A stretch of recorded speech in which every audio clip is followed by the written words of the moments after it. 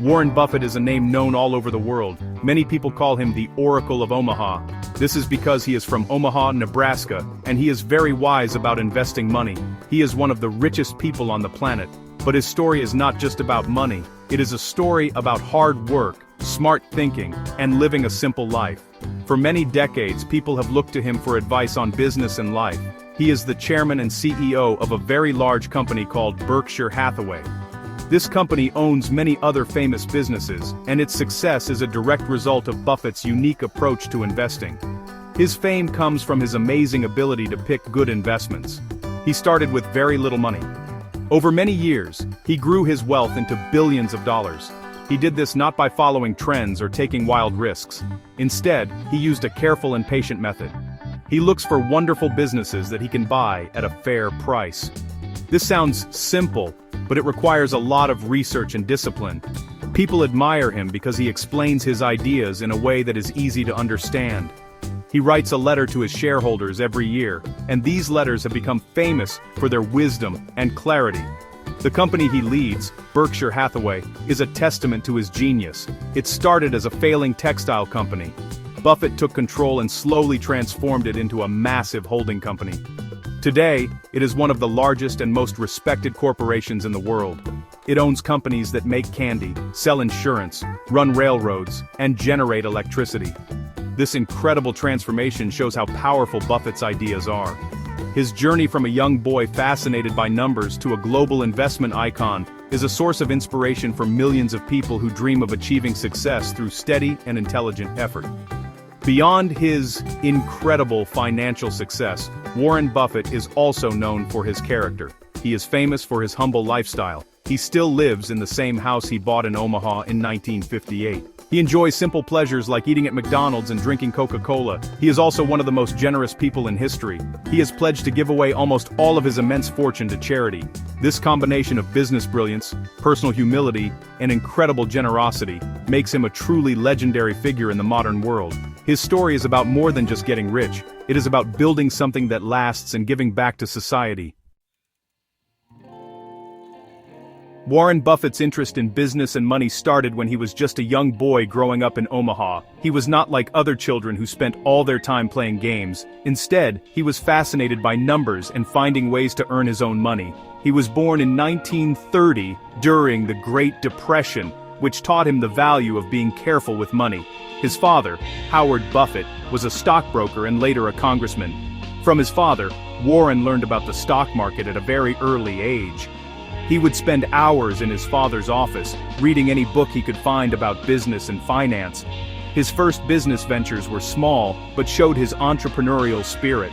When he was only 6 years old, he bought 6 packs of Coca-Cola from his grandfather's grocery store for 25 cents. He then sold each individual bottle for 5 cents, making a 5-cent profit on each pack. This simple business taught him about profit margins and the power of compounding small gains. He also had a paper route, delivering the Washington Post. He figured out ways to be more efficient, delivering multiple newspapers on his route to increase his earnings. These early experiences were his first lessons in capitalism, teaching him the fundamentals of buying, selling, and creating value. By the time he was a teenager, his business activities had become more sophisticated.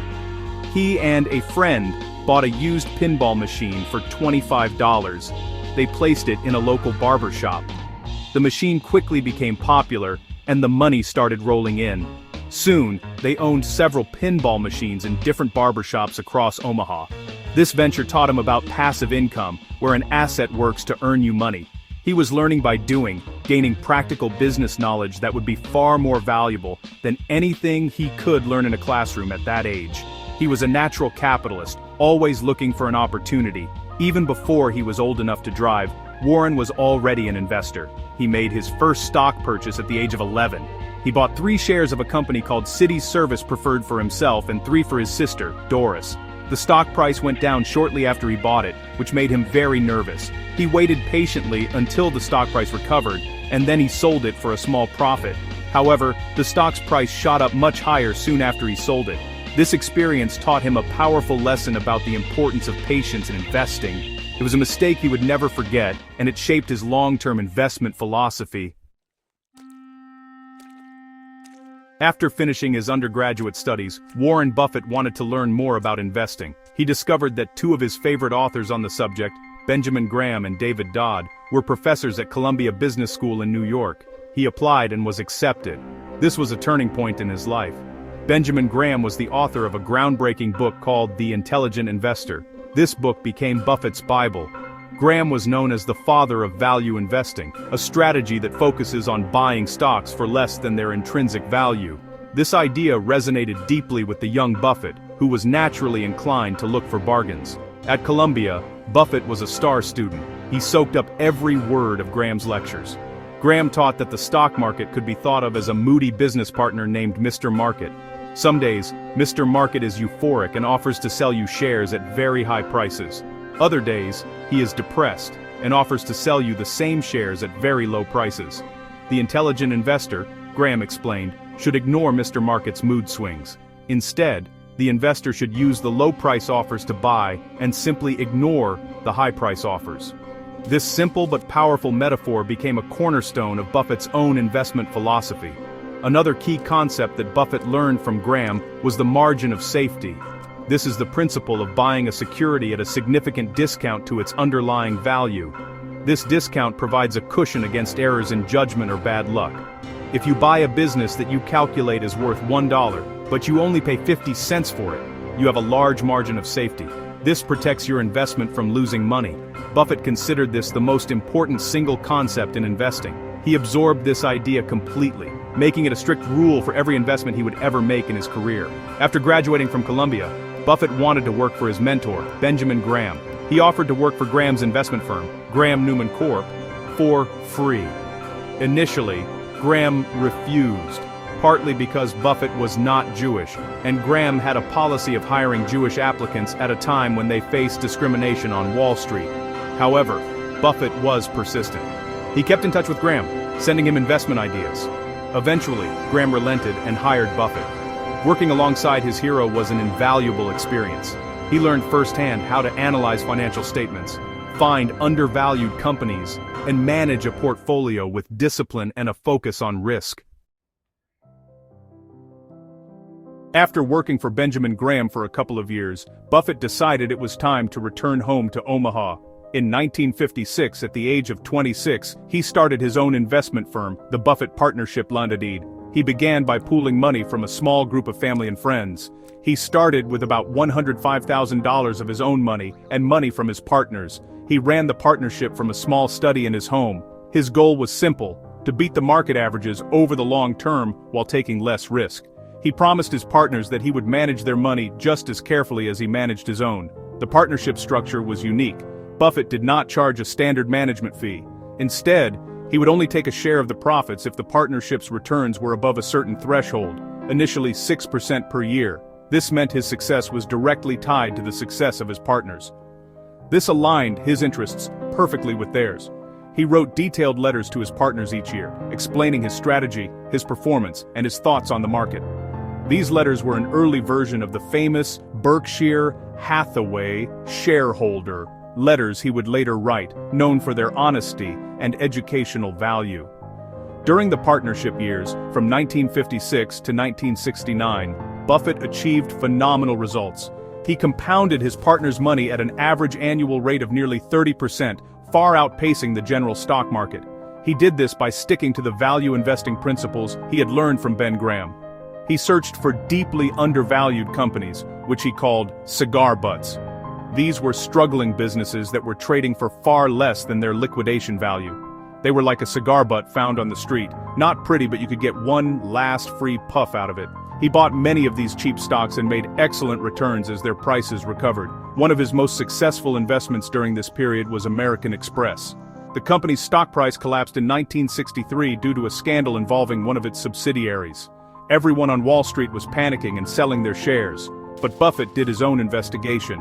He went to restaurants and banks to see if people were still using American Express cards and traveler's checks. He saw that the core business was still strong and unaffected by the scandal. He concluded the company was worth far more than its stock price suggested. He invested a huge portion of the partnership's assets into American Express and made a massive profit as the stock price recovered.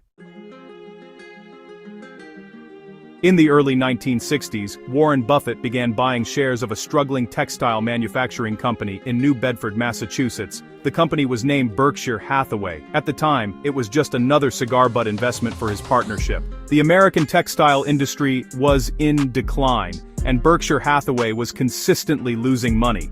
Buffett was buying the stock because it was trading for less than the company's working capital, meaning he was buying it for a bargain price. He intended to make a small profit when the company eventually liquidated or bought back its own shares at a slightly higher price. A pivotal moment came in 1964. The company's management, led by Seabury Stanton, made a verbal agreement to buy back Buffett's shares at a specific price.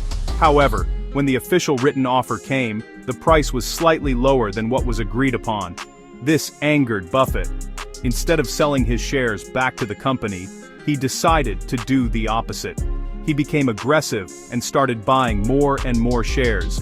By 1965, he had acquired enough stock to take complete control of Berkshire Hathaway.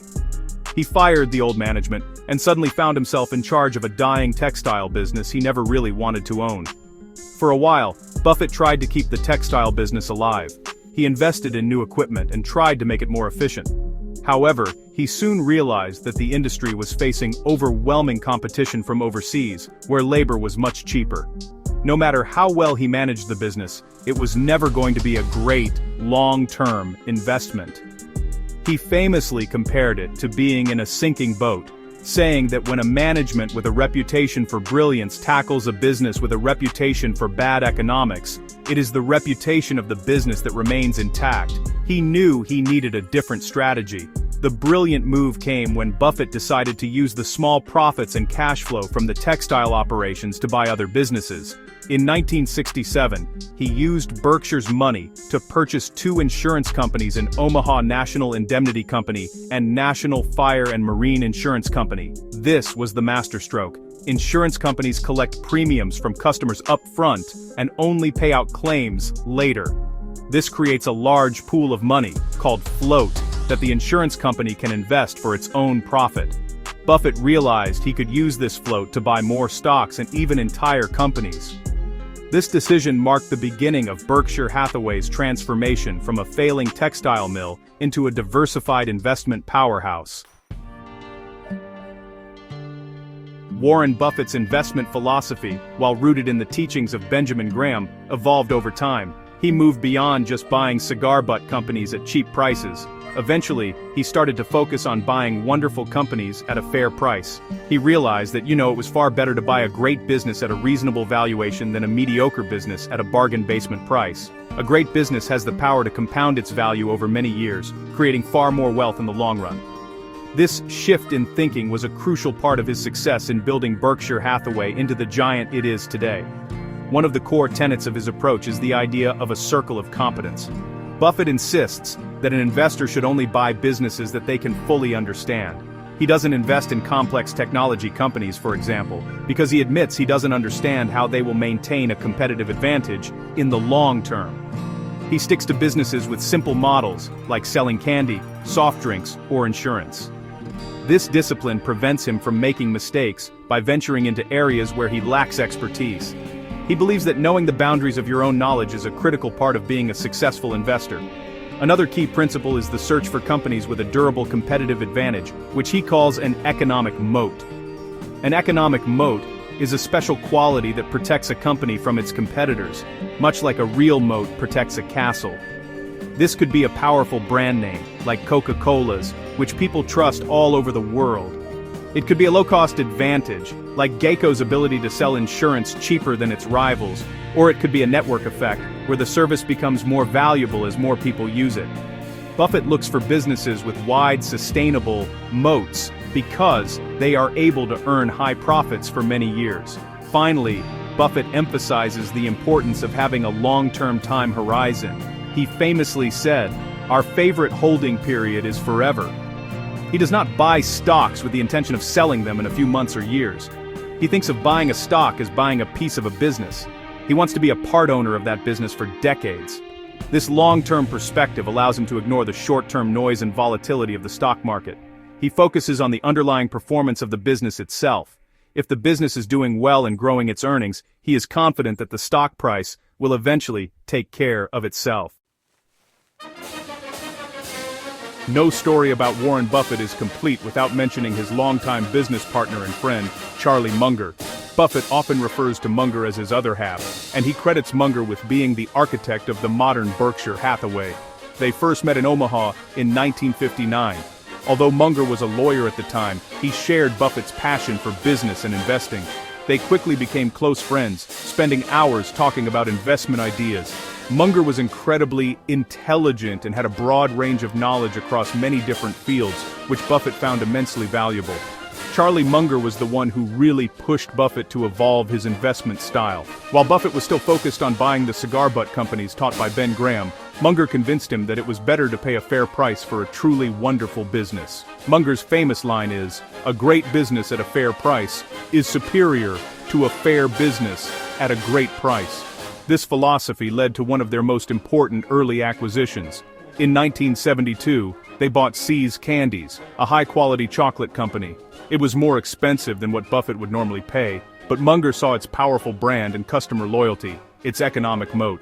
The See's Candies purchase was a turning point. It taught Buffett a crucial lesson about the power of quality brands. See's was able to raise its prices every year without losing customers, generating ever-increasing profits. This cash could then be used by Berkshire to buy even more businesses. Buffett has said that See's Candies was the business that taught him and Munger the most about the economics of a great company. It was the blueprint for future investments in other wonderful businesses like Coca-Cola and American Express. This shift in strategy, guided by Munger, was essential for building Berkshire into the giant it became. The partnership between Buffett and Munger was built on complete trust and intellectual honesty. For decades, they made multi-billion-dollar decisions with just a short phone call. They thought so much alike that they could often anticipate what the other would say. At Berkshire Hathaway's famous annual meetings, the two would sit on stage for hours, answering questions from shareholders with a mix of wisdom, wit, and humor. Munger, known for his blunt and direct style, would often end a long explanation from Buffett with a simple, "I have nothing to add." Their unique partnership was a powerful force, combining two brilliant minds to create something far greater than either could have achieved alone. Despite being one of the wealthiest individuals in the world, Warren Buffett is famous for his remarkably simple and frugal lifestyle. He has lived in the same modest house in a quiet neighborhood of Omaha, Nebraska, since 1958. He purchased it for just $31,500. He has no desire for mansions, yachts, or a fleet of expensive cars. This humility is a core part of his character.